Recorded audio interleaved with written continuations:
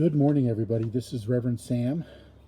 Um, and I just wanted to jump on here today and say, first of all, thank you for so many wonderful birthday wishes. So, yes, I have turned 62 today. So, anyway, thank you for sharing those things with me. And just anyway, we're going to celebrate here at my house. So I wanted to get on here and record this. I'll probably share it later on Facebook somewhere, somehow. And people can watch it there. So let's see if I can center up here. So there we go. Good. All right. So I hope everybody's having a good week. It can be a tough week, a difficult time. But I kind of believe this, that we are not alone in we walk this journey together. We go back and we go up, down, we go around, we do it together. It's not easy sometimes. Sometimes it's a difficult walk and it's a difficult journey. But we find that we walk together. So a story came out in my heart from the Gospel of Luke. And Jesus tells this story, and I love how he responded to people by telling a story. And I think it's beautiful, and we need to remember that.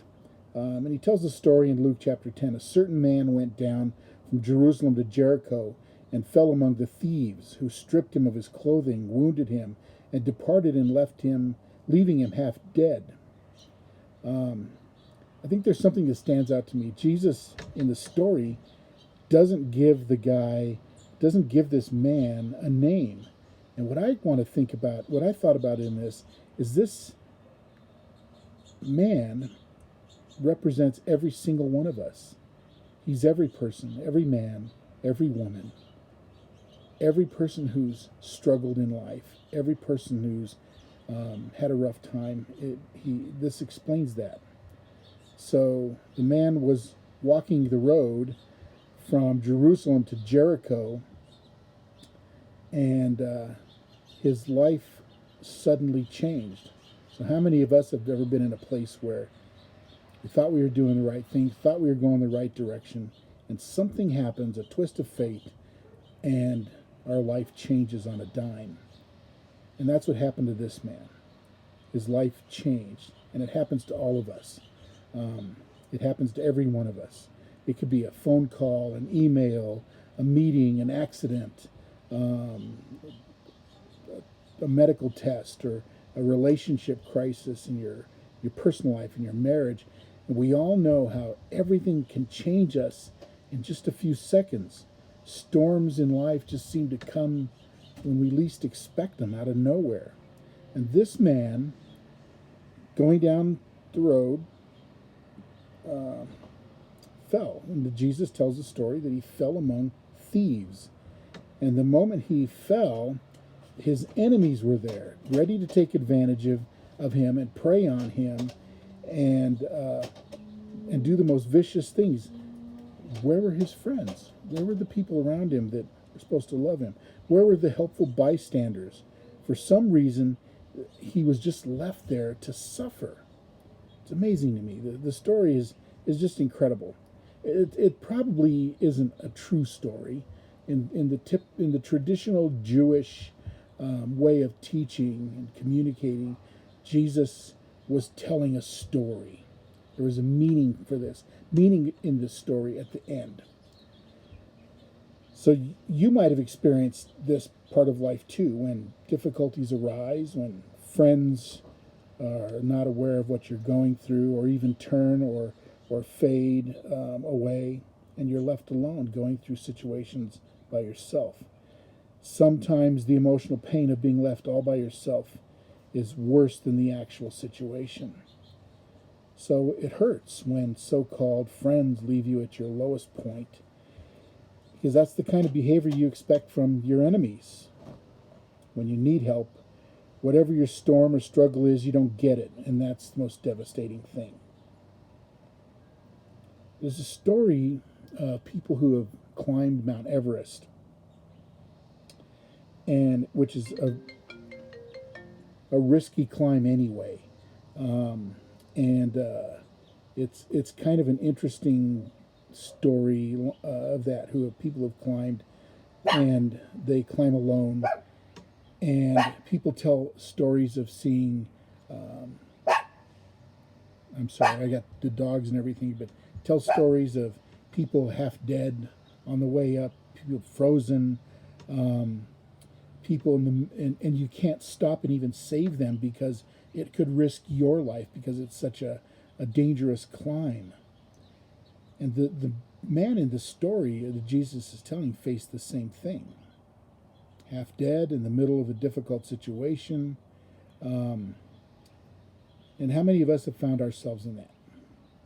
Trying to keep together half of your life, struggling to revive half of your career, fighting to hold on to your own sanity. And these men, these thieves, left this poor man half dead, and which means they also left him half alive. And there's the hope. The injured man was still half alive and might live to fight another day. So if you're feeling like you're in that half dead situation today, I'm here to tell you. I want to tell you, share with you. The worst mistake your enemy has ever made was to leave you half dead, because there's a part of you that's still half alive. If you take that half that you do have, connect it with the whole of the divine, with the God, then you have everything you need to make it. So here's my challenge. Focus on the good. Focus on the love. Focus on what's left and start from there. So many good things that we have in our lives, and the truth is that God has given each one of us all the help we need on our journey in life. Almost no traveler or climber gets to where their destination is without help. Jesus finishes the story by saying this: the first traveler to pass by was a priest who happened to be going down the same road, and when he saw the man, he just went to the other side of the road because he didn't want to stop. According to his religion and his Levitical laws, he wasn't allowed to touch a dead body. He wasn't allowed to touch a dead man. And he would have become unclean. So the priest thought that the man was dead, but he wasn't. He was half alive. Can you imagine how that guy felt as he was sitting there and half dead, half alive, seeing a priest and thinks, finally somebody's coming to help me. And he crossed the road. Clearly the priest misdiagnosed the situation. The next guy coming down the road was a Levite, and they descended from the tribe of Levi and had priestly and political duties, and so he was an important person, and he couldn't be bothered with that kind of an issue. And I think the sad thing is that how often it seems like the religious turn away and pass by.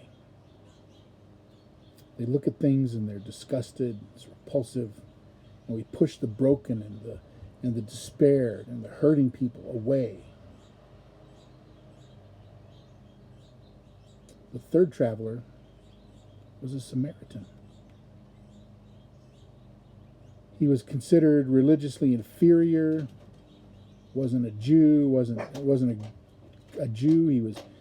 They both claimed to practice true religion, worship the one true God, but they didn't like or trust each other. And this Samaritan was the one person who broke all tradition and stopped to help a suffering man. So I want to just kind of close with this thought. God loves us so much that there are no boundaries. And he won't go past us. He won't go past to reach down and pull us out of the pit. He's there to bring safety and healing and care. We are the people that God loves. You are the people. All of us are the people that God loves. Jesus' followers wouldn't have walked past this hurting man lying by the side of the road. So that's my challenge for you today, to be open and aware. Which of these three do you think was the neighbor of the man who fell into the hands of robbers? That was Jesus' question. And Jesus said it this way: the one who had mercy on him. Go and do likewise. We all need help along the road. We all need help along the way. So let's just do that. Who do you see that needs help today? Follow Jesus. Go and do likewise. So this is Reverend Sam, co-pastor at Amazing Love Sanctuary. And I want to thank you for being here. God bless. Have a great day, and we'll talk to you all later. Bye.